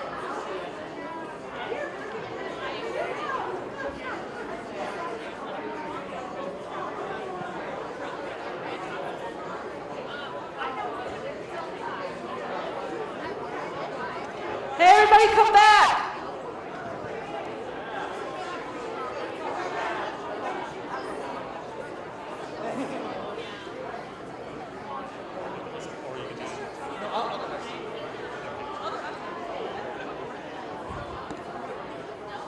All right, let's talk about streets. If you can hear my voice, clap once. If you can hear my voice, clap twice. Okay, very good. Those of you who are still looking at the pictures or milling around the back, we're going to get started, and you're welcome to come back down and join us for a quick deep dive on streets. Before I do that, I want you to join me in something. Jason King just did something really nearly impossible. He summarized 400 pages of material in about an hour, and I think he deserves a lot of credit for that. My name is Victor Dover. My role in this project has been limited to being a proofreader and editor and nudge, asking questions. Well, why did you call it that? That's not an esplanade, that's a promenade, and so forth. And so I've been really jealous of what Jason and Rob and the team have been able to do here. It's even worse. The week that they spent with you in Missoula, I had to do the same thing in Pittsburgh. It was snowy there too, without all the benefits of your beautiful backdrop, but we love Pittsburgh too. I just want to speak a little bit about how to think about the summary Jason just made in a way that brings it together into one idea. What he presented in all its respects was really street-oriented urbanism. And Americans are accustomed to street-oriented urbanism because we remember it from the villages and towns and cities we originally built on this continent. And then we got out of the habit and we started building something else. Basically buildings poking out of parking lots with highways between them. And so street-oriented urbanism is something that we are finding our way back to. And all 400 pages in a way of the draft document, actually there's 313 of the real meat of that document, are focused on thinking about how to change from before to after. We travel around and make a lot of before and after pictures. When we help communities figure out what they want to be when they grow up, and often, if we listen closely, what we hear is that they want to recover the public realm, the spaces between the buildings, and turn back to street-oriented urbanism. So lost spaces in their town can become productive again, and unwelcoming addresses can become fertile ground for reinvestment and for being a place where people want to be. Street-oriented urbanism basically means building the human habitat in a traditional and adaptable way. Actually, I'm going to move back just a little bit so I can see this monitor over here.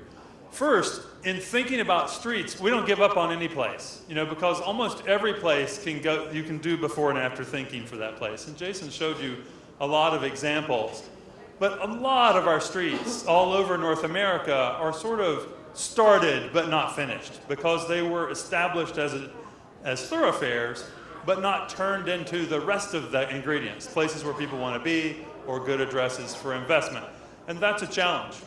But meanwhile, I want you to, if you believe in the idea that the city is one of humankind's greatest inventions, this amazing device, if you will, for exchanging economically and socially and culturally with each other, the street is the fundamental gear that holds that remarkable device together. We inherited this idea of street-oriented urbanism. And that inheritance includes way back examples. Basically everything in the last 4,500 years or so of human experience in city building was street-oriented until about 80 years ago. Does anybody recognize that example? Yeah. Appian Way. Exactly. This is the Via Appia, the Appian Way in Rome. And it's, it's interesting. Street design has always been a hallmark of advanced civilizations. If you go there, you realize that because the Romans did a couple of simple little things, they standardized the spacing of the chariot wheels, and then they standardized the way of laying the stones in the streets so that they would line up and the chariot wheels weren't always breaking in the ruts. And with that simple little change and sending a network of such streets out, they were able to manage a huge empire. And the way they did that was through streets. At the time, transportation and communication were basically synonyms. Stop and think about that for a second. If you learned about an idea, a messenger of some kind brought that idea to you, probably along a street or a path. So it was normal throughout most of human experience to think of the street as more than just a thoroughfare for moving goods and services and people back and forth, but also a conveyance of ideas, a communications device. And so in a way, what you were seeing in Jason's presentation was a kind of attempt to capture ways that Missoula's been doing that historically and could do more of it. We inherited this idea that the street is where we send messages, and they're not all the same. You know, some streets are better at night than in the daytime, and some streets are especially well suited to people with hipster haircuts and strong and fearless cycling habits, like that one. The process of making these communicative streets is more than just engineering, you know, figuring out how many cars fit and how to drain when it floods. It's also about composition. This is an artistic idea that we rarely use, and we certainly don't use enough in city planning circles. But the city is composed in the same way that a painter composes a canvas, or a set designer composes what fits within the frame. Composition. You're actually deciding what goes where the objects in your field of vision belong. This little example is a kind of reminder that Americans were once really, really good at this. They would deliberately situate an institution at a focal point along some long vista and grab that and probably take your eye and deflect around that. This cupola at the top of this building is positioned there to send a message about the importance of the institution inside. The site was chosen for that. It's inconceivable that you would use that piece of land for anything but a building of that prominence. Now, the street design tradition we inherited is really a big menu. It's quite complex. It's not limiting in any way. This street, for example, has most of the pedestrian space in the middle, and with car space on the sides and skinny little side streets. This example is in Buenos Aires, but it's a Spanish street type or a Catalonian street type like you might find in Barcelona. And quite different from, say, this one in Arkansas. What do you think? Any wildlife biologists in the group? We are told that if you send a wildlife biologist out to observe this habitat in the wild, they will look and look and look, waiting to see one of these observed in the wild in this location.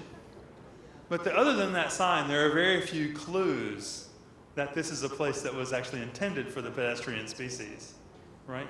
And that's because this public realm, the space between the buildings, has been designed around the car, and if there is pedestrian accommodation, it's sort of a grudging afterthought.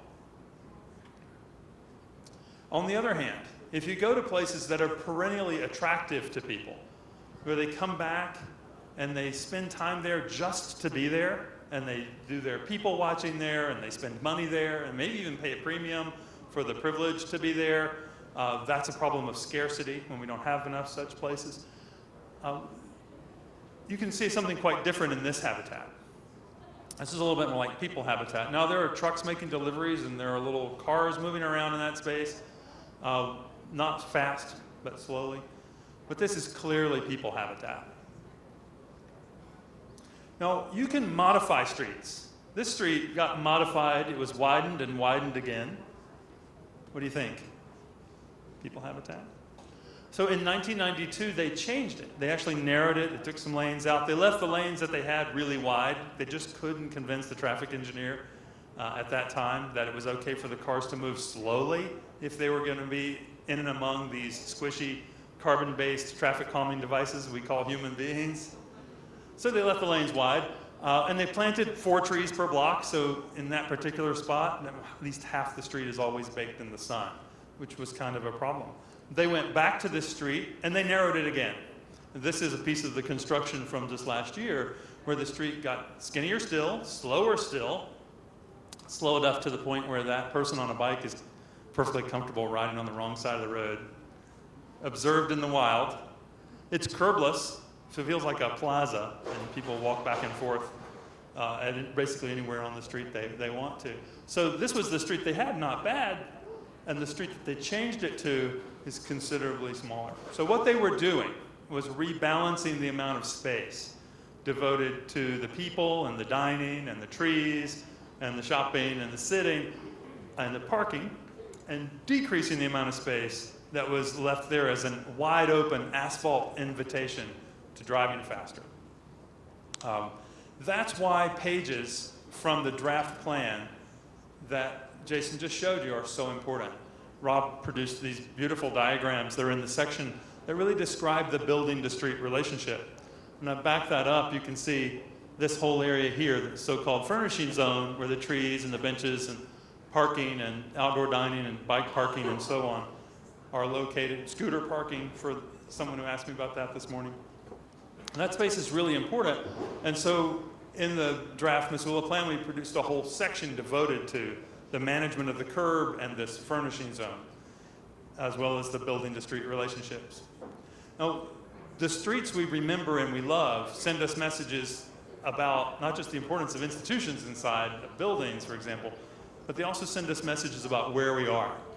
This is a cleverly designed street in a cleverly designed neighborhood on the Pacific coast. It's Pacific Grove, California.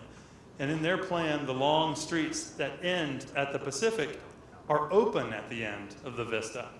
And if you stand up there on the bluff and you step off your porch or walk outside the gate of your picket fence and look toward the ocean, you can't actually see the water from up there, but you can see the sky come all the way down to the horizon. And from within the town at any point, when you step out into such a street, you get the message about where you are. It's an orientation mechanism in a way. Streets send you a message about when you are. This is where we actually reveal the seasons to ourselves when we're inside the city as opposed to out on the farm or in the country. And so we see the trees lose their leaves, or they change in color. The light changes at different times of the day, and the streets have a different personality given the seasons. Now, the street can send a different message, a message of indifference to those social and cultural and economic exchanges and to vulnerable parts of our population. The power to do things like zoning comes to our local government because of what's called the police power in the U.S. Constitution. It says that basically the government has the right to regulate as necessary in order to protect the public health, safety, and welfare. What do you think about this guy's health, safety, and welfare? When I shot this photograph on a hot day, I felt a little bad. I should have asked him first. So after I thought better of it, I spoke to him and I said, "Do you mind if I take your picture?" I had already done it. And what's interesting is when I turned to him and spoke to him, his face just brightened up and a big smile broke across his face. And he spoke to me, and it was as if his whole day had been changed because of an interaction with another human being in that rather inhospitable space. My friend, Dr. Richard Jackson, who wrote the book on urban sprawl and public health, would tell you that this gentleman is likely to show up in an emergency room sometime later that day, or later this week, or later this month. And when he gets there, he'll be diagnosed with something like dehydration, or heat stroke, exposure, exhaustion. But in reality, what he has is street tree deficiency syndrome. He has bus stop insufficiency syndrome. He has every problem I just described is one of design, and solvable if we think about the public realm. That's what we need to do to actually protect the public health, safety, and welfare. Yes, we need to regulate the land uses and intensities and densities of buildings on private land. But we also need to think about the space that the public is in charge of in the rights of way that face those buildings. And then we need to bring those two design and regulation problems together into a single challenge and get the building to street relationships just right. If you think about that inheritance, you're going to see a few things that are common threads, and they relate specifically to our modern economy. First, you've got to realize we're not selling dwelling units or office and retail square footage or parking spaces. We're not even selling beer. We're selling experiences. Well, they say form follows beer. But what we're really doing now in a healthy downtown is, by creating a place where people want to be, is having them get the ability to experience such good things that it just imprints on them, and that's a place where they want to come back again. And from a just cold economic point of view, that means the cash register rings again when they come back again. But it's more than that, because they are making an emotional connection to this place based on the experience. Okay, I'm just disappointed all the traffic engineers in the room because I just expanded their job description to include giving good experiences to people who are moving across their spaces. And my friend Walter Kulash, one of the great transportation reformers, actually used to joke, well, we traffic engineers don't mind if you use our roads, we just wish you wouldn't turn on and off of them all the time and slow us down. So the second common thread is this communications idea that I've been pushing, and that's that the streets send messages. And so if you want to send a message about how you wish that in the future a larger percentage of the trips made by people who live and work in Missoula are made by walking, biking, and transit, you can send that message in the street by designing it to look as if that's your priority. The next common thread is pretty basic. We're a bipedal species, and we learn to walk when we're about a year old, most of us, if we're lucky, and we continue doing that throughout our adolescence and into our adulthood, but we're never required to sit for an examination on our ability to master that skill or to have a license in our wallet that gives us permission to use that skill. Walking is just something we do as a species. And so it should be normal in the street designs to start with people on foot. And that also means starting with the needs in mind of people that are on two wheels. Those two wheels might be one behind another, like on a bicycle, or they might be side by side, like on the wheelchair of a person who's lost their ability to walk. But if we start with that, and then we work our way out to the other users of the space, like those in cars, we'll be a lot better off. Last, the common thread here is that what makes it all work is giving people a menu of choices about ways to move around. And of course, a root, trunk, central stalk of an idea on that is the public transportation system. And to that, you would add any other parts of the new mobility spectrum, like being able to move around through a ride-hailing app on your phone, or use an e-scooter and things like that. Last, the idea that holds this street-oriented urbanism together is the idea of context, that there's not just one solution that you use over and over and over, but in fact it depends where you are, what you should do. What you should do depends on where you are. Sometimes a wide road is the right thing to do. Sometimes a skinny street is the right thing to do. One important idea is that in street-oriented urbanism, which we traditionally did in this country, if we went out and spent the public treasury on a couple thousand feet of gold-plated, expensive infrastructure, we would expect it to do a lot of things, like become an address for a lot of different purposes, and maybe even send messages and provide for change over time. We probably wouldn't try and spend that same amount of money just to get a building here and a building there and a parking lot around each one, as if every land use is on its own asteroid, because that is a very quick way to bankrupt the public treasury. There are a couple of old questions that in public meetings in America, we all grew up learning to ask, and they aren't the right questions. One of them is this idea that the person who is making a choice to drive alone long distances is the central deciding factor, and that we need to do whatever it takes and spend whatever it costs to make sure that if they choose to do that, whenever they choose to do it, that we have free-flowing conditions for them in our street network. That question isn't solvable. We won't be able to do it. Just a simplified way to put that, if we're experiencing growth and we're worried about traffic congestion, we think we need to come up with a solution that will make it possible to keep more and more and more car traffic moving at all times. Not the easiest thing to do when you only have a limited number of bridges and people are trying to get back and forth across bodies of water. What about asking different questions? How could we reduce the length of trips that are unnecessarily long? How about if we could convert some long trips to short trips by putting destinations closer to origins? What if we could reduce the number of miles each person has to travel? Or a really hard one, what would the whole greater Missoula area look like if we really wanted to increase that percentage of trips that are made by walking, biking, and transit? Here's a way toward that answer. And this is a little wonky, I know, but it's for the elected officials and business people who are stuck with hard decisions every day. When you are asked a question, whether it's a regulatory question like a zoning matter, or a budget question about what to spend money on in your capital improvements budget, or what to build this year, or how to manage your space, like your parking spaces or so forth.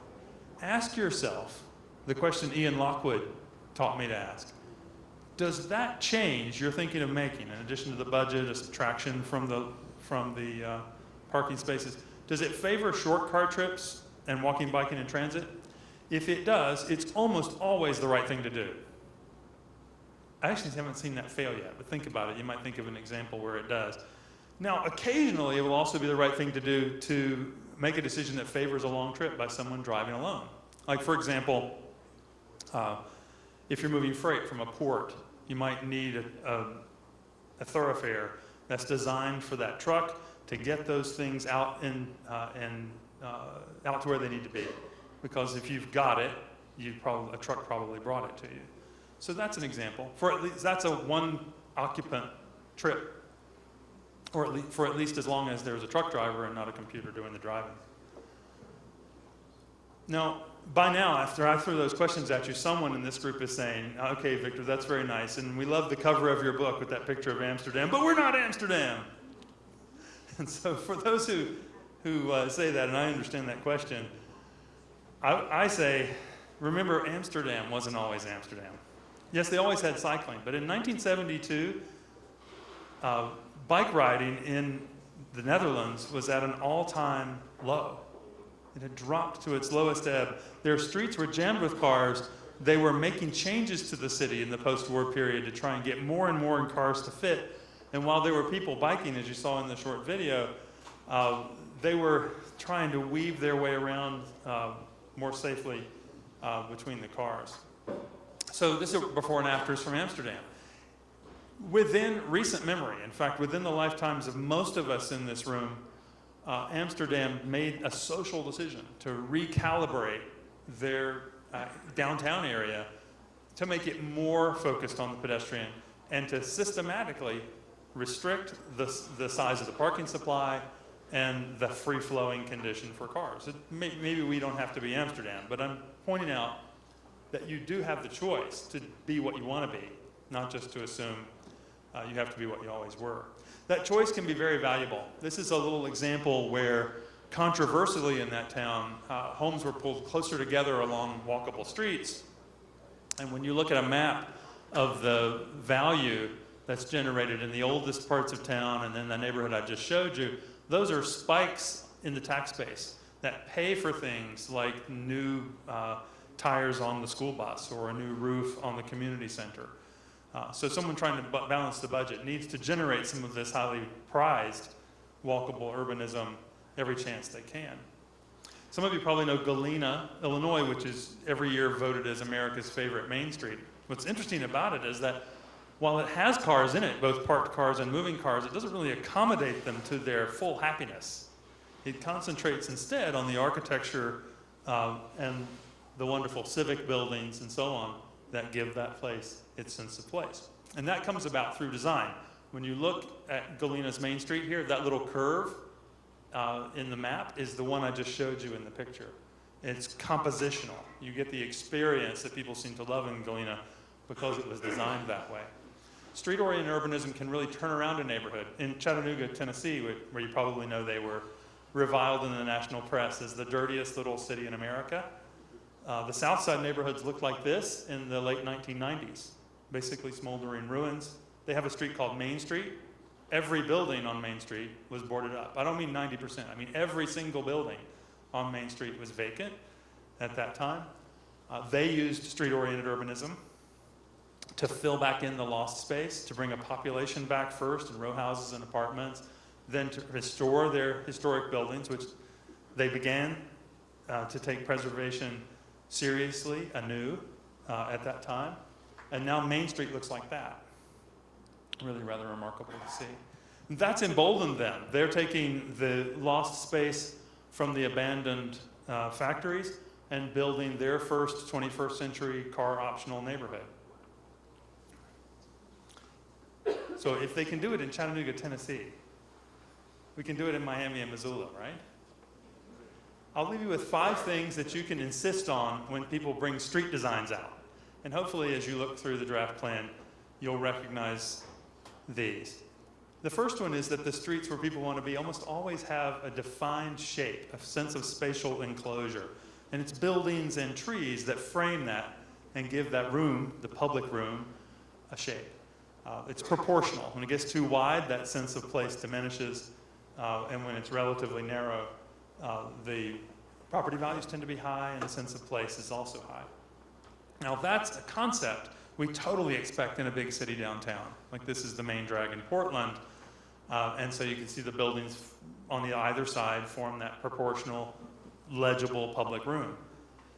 But that idea is also evidenced in the low-rise world and in small towns and in smaller cities. There's a European example, and here's a Mountain West example. So here's just 2-story buildings, but that degree of spatial enclosure that shapes the public space and the building to street relationship are what makes that a wonderful place to be. That's why when you look at the draft plan for Missoula and we look at sections like this part of Higgins, we aren't just talking about the way to reconfigure and repurpose lane space so that you can have a better place to ride your bike and park. We're also talking about the way buildings should be on the adjacent properties. In essence, putting together the street engineering problem with the urban development and zoning problem. This is Ann Arbor, so here's a classic college town Main Street, right? And you can see the shape of the public room, even though the buildings aren't very tall. And the lanes are relatively few, and the traffic moves relatively slowly, which means fewer people die when they try to go out on 2 feet or in 2 legs. The second criterion is that this successful streets are more comfortable. And they're comfortable given the climate by design. So for example, in a temperate zone, when the leaves go off of the trees, they allow the lower hanging sun in the winter to come in and warm the buildings and melt the snow on the sidewalk. And in the summertime, when the sun is at a higher angle and the leaves are out, they let that dappled sunlight come through, but keep the sidewalk shady. So that's an example of comfort. In drier places or stickier places, architectural solutions can come into play, like in this example where elements of the architecture are providing that comfort. And comfort also just comes from dimensions. These gentlemen are standing on a street in London, and they are in one of the busiest business parts of the city. This is a block from the BBC headquarters. The gentleman in the middle of the picture is standing with his heels about 9 inches from the curb. And there's traffic swirling all around in this part of London. And he doesn't fear for his life. He's very comfortable having one of those exchanges with his buddies there because he knows that he's not going to die just for standing in street space. And that's because the crossing there, the sidewalk is level at the crosswalk, and the cars go up and over and down again. And the street space itself for cars is narrow and textured and slow by design. The third idea is that the streets go together in a network, and that especially in downtown areas, it's important to use and leverage the full power of that network. It means that there are lots of ways to go from here to there. And it also means you have a lot of streets, and they don't all need to be the same. In fact, because a few of them are more important than others, some of the less heavily trafficked ones can be demoted in terms of their traffic status, and more of their space devoted to people and trees and so on. Sometimes you get a spectacular wide street. That's the compositional choice that comes up from time to time, maybe not in downtown, but out on Reserve or somewhere. I showed an example from Barcelona, so somebody in the audience is saying, but Victor, we're not Barcelona. Now, just like I said about Amsterdam, Barcelona wasn't always Barcelona either. The Rambla, which is everybody's favorite street and public space in that city, was originally part of the city wall in medieval times.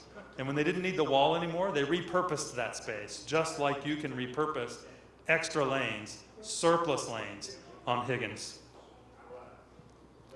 Skinny streets are great streets. This is called Swift Street, not because of the design speed, but because an engineer named Peter Swift stamped the documents and got permission to build the skinniest new street in Colorado. So contrast is everything. And sometimes being able to demote a street to less traffic and less car space means you can make it more intimate, quieter at night, and bring people back into a part of the city they may have long ignored. Next, the street's got to be safe. And this comes from a lot of different things. It includes eyes on the street for natural surveillance. Jane Jacobs famously said, eyes on the street. I think that keeps the street safer.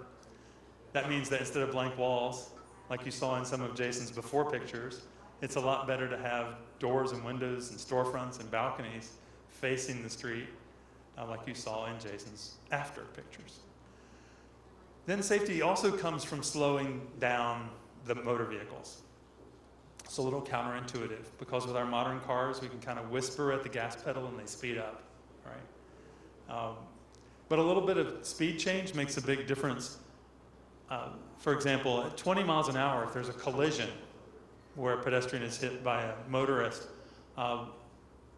then there's a 5% likelihood the pedestrian will die. That's still too much, mind you. But 1 time out of 20, there will be a fatality. If the speed increases just a little tiny bit, from 20 to 30 miles an hour, that goes up to over 50% fatality rate. And if it's 40 miles an hour, over 80%. So a little uptick in speed is a big problem. Keeping the speeds down, it's counterintuitive to the Department of Transportation. You have to insist on it if you're going to make a place where people want to be. That also gives you the opportunity to rethink how close together the vehicles can be, how far apart they have to follow one another, and whether you can then reclaim some space. It's not just the volume of cars, but how fast they're moving that makes you feel like you need a wider road than you actually need. When you have enough space, you can repurpose space to things like bus and taxi lanes, or bus, Uber, and bike lanes, as in this case. This is a good picture to look at because he's in spandex, he's a mammal, middle-aged man in Lycra. That's not my joke. She's in comfortable clothing, no helmet, not clipped into the pedals, sitting upright on the handles. And this gentleman is coming home from work. He has his briefcase is a backpack. He's dressed for work. He's taking a break on the side of the road, a little older. Remember, the species we've been talking about is really varied. the human being thing. So lots of cities are now conducting experiments to see how they can repurpose lanes. It occurs to me that some of the ideas you have are worth testing first. If they work, you can do them in more permanent and more beautiful ways. I'm waiting for someone to get as ambitious as the Dutch, since I prodded you and said Amsterdam wasn't always Amsterdam. They have bike priority streets, which are really kind of clever, where they don't do it everywhere, but on certain streets that have a lot of people trying to move back and forth on bikes, the smooth area is really narrow, and it's plenty wide for the bikes going in either direction. But the textured pavement comes into play in the middle, which means that as a car, you're a guest. You don't have enough space to go fast, even though there are motorists there. So when you look back at those before and after pictures Jason showed, we showed you this one, and then he turned it into this one. The little details, like giving space for the cyclist to pedal without worrying about being hit by the opening car door, are pretty important. That's a form of safety. What do you think? Safe? Just to drive the point home. Not too safe. Not too comfortable. If you start with the cars, you're going to get a situation like the one I just showed you. If you start with the people, you'll get different solutions. This is Oxford Circus. This one's in New York. The famous Flatiron Building, for the architecture fans in the room. This is at Madison Square. Not long ago, they came out and they repainted some epoxy paint on the ground, and they put some boulders and some flower pots and some movable tables and chairs. And the next morning, New Yorkers came out of their buildings and they sat down in those movable chairs, and they knew exactly what to do. Really pretty interesting. After all those years, they hadn't forgotten. But we're not New York, right? New Amsterdam wasn't always New Amsterdam. Just the night before, this space looked like this, and it was full of a swirl of yellow taxis, and then they changed it. So I'm showing you these examples to embolden you and make you confident. If you want to change things, you can.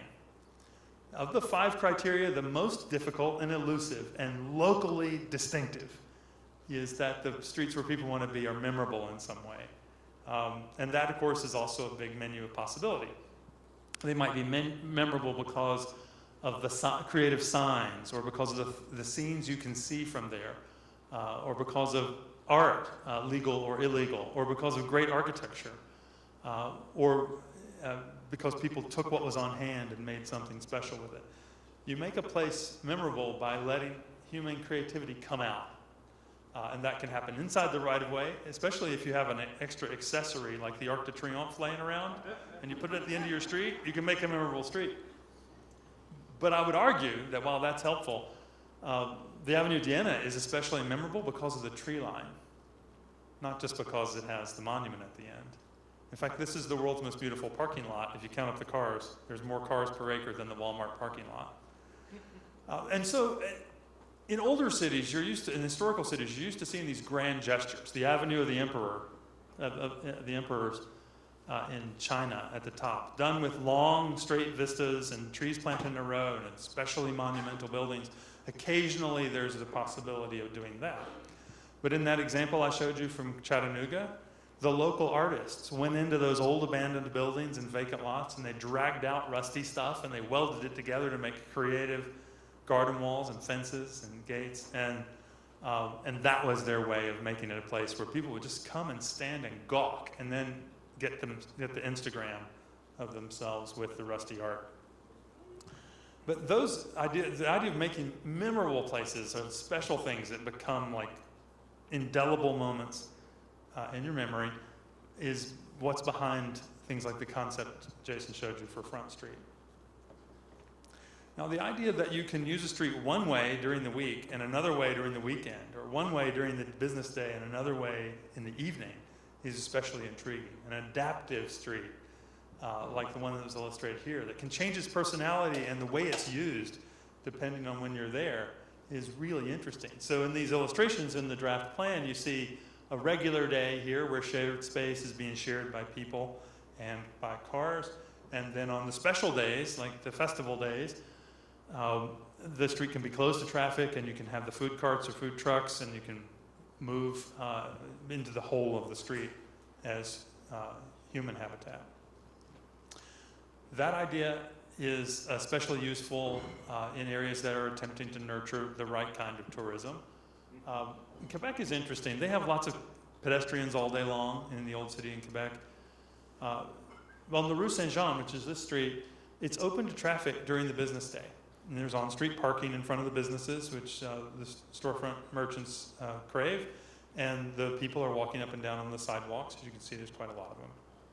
And if you walk, you'll notice that over next to the restaurants and bars, there are these curious planters.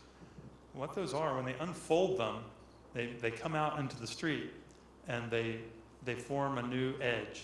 And that the sidewalk, the whole of the sidewalk is taken over as outdoor dining space. Once they complete that, just the maitre d' or the busboys come out and unfold that thing.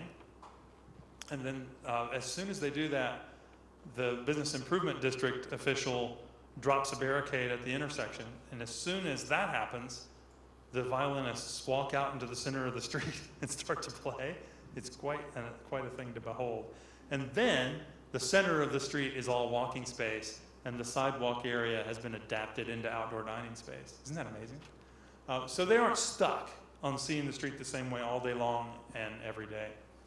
I think one of the most beautiful transformations occurred on Kensington High Street in London. This was a traffic sewer, just filled with cars going back and forth to Heathrow at very high speeds, to the point where they had to put fences around the pedestrian space to keep us poor, hapless Homo sapiens from interacting too closely with the cars. So here you can see the wrought iron and aluminum fences all sort of junky and bent, and the quality of the sidewalk in the before picture. Here's the after picture. A little bit of an improvement, all due to the power of political leadership. One of their local elected officials said, "Enough is enough, we're taking the street back for Londoners."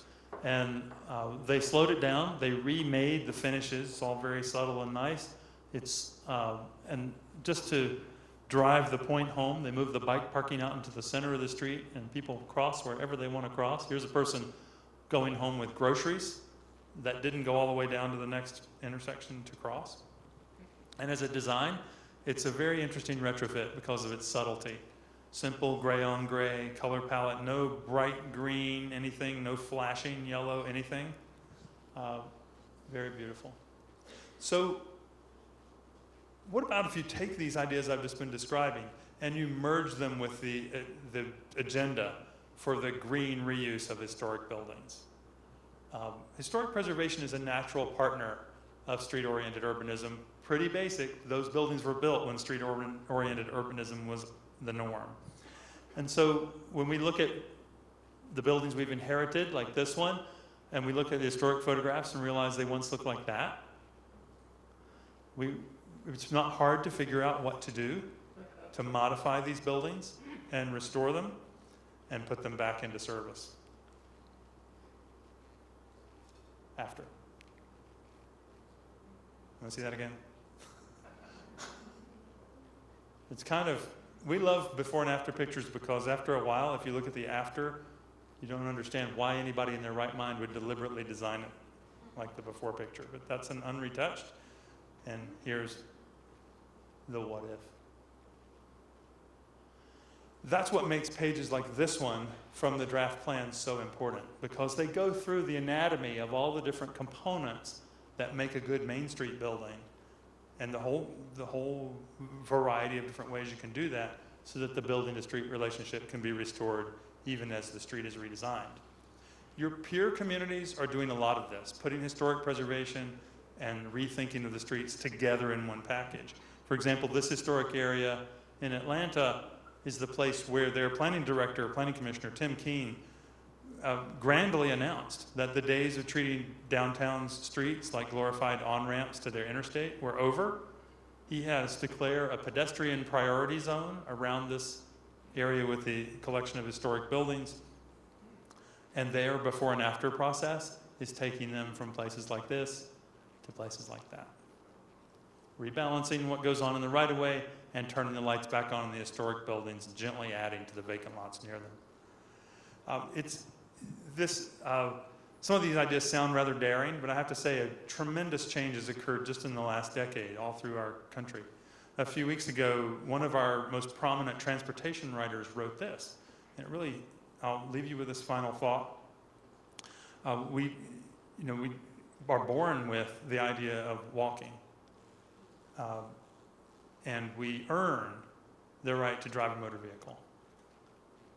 But it looks, when we visit our streets in many American towns, like we've turned that around and gotten it backwards. Thank you very much. Jason, you want to work your way back up?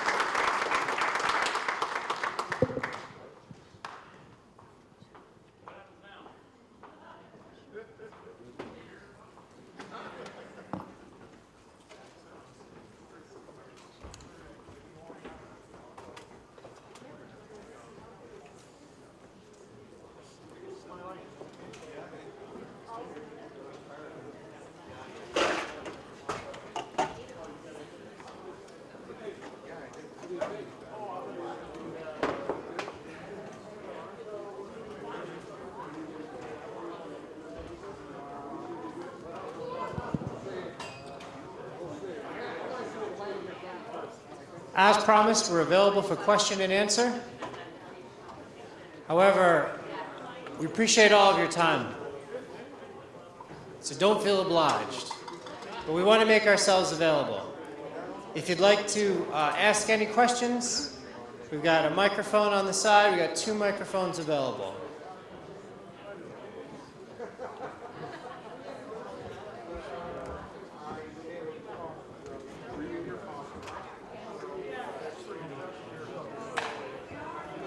I have a question. How do you explain the primacy of pedestrian rights to people who live in outlying regions where driving is absolutely the only way to get around? Yeah. That's a great question. Let me start by, the downtown is this place where everyone in the whole region needs to come. And a lot of them live in ranchettes on the hills. And the downtown needs to be a spot where they can all gather. So we recognize the importance of cars and parking. But I like how you put it, the primacy of the pedestrian, the primacy of the cyclist in the downtown. And that's what we need to say, you know. That's what the plan talks about. Out in suburbia and out in the rural areas, one set of rules, and in the urban area, another set of rules. And what Victor did a great job of doing with the blue lines was sort of prioritizing the streets where the mode, the preferred mode, the mode that you choose over the others, the one that you invest in, are pedestrians and cycling. So there needs to be big streets to bring people in, and there needs to be parking ideally on the edges. And once they park, they're on foot and they're on bike and they're coming into the area. And yeah, the plan and the city policies need to assert the primacy of the pedestrian. And how do you do it? Well, it's one policy after another, you know. It's one commitment, it's one, Victor talked about symbolism and what the streets communicate. It's one new great street after another. And slowly, it's an education, you know. Slowly it becomes more safe for the pedestrians. If you look at the maps now, there are pedestrian fatalities and cycling fatalities that if we just keep at it, will decrease. That's the best answer I can give. Yes, another question.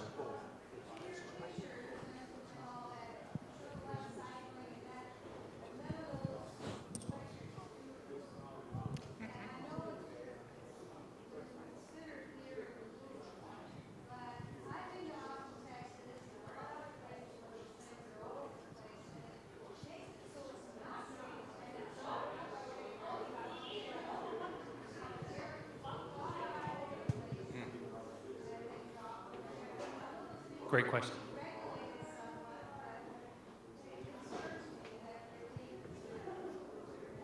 That's a great question. I'll try it. Jason, if I flub it, you can correct me, okay?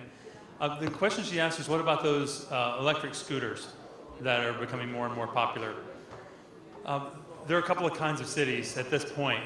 Now, there are the ones who've been doing it a little bit longer and who have tackled the topic a little more aggressively, just like you had, and said, this is something we need to manage and deal with, not just something we should let anything go. And then there are the cities which have just ignored it and acted like if they just don't pay any attention to it, the problem of conflict between the scooters and the scooter users and the people on foot on the sidewalks will just go away. That's not working out very well for the second group.